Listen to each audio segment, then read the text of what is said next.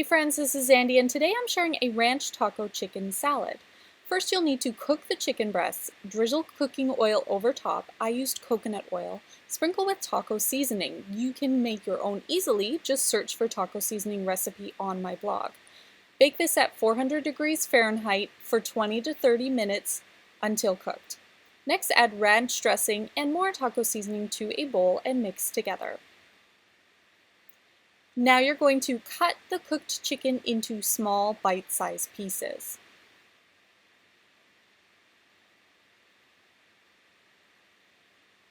In a large serving bowl, add the lettuce, black beans, corn, tomatoes, cheese, red onion, green onion, and sliced avocado.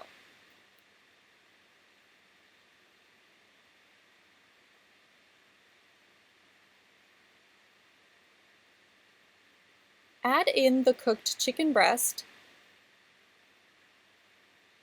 and then toss everything together.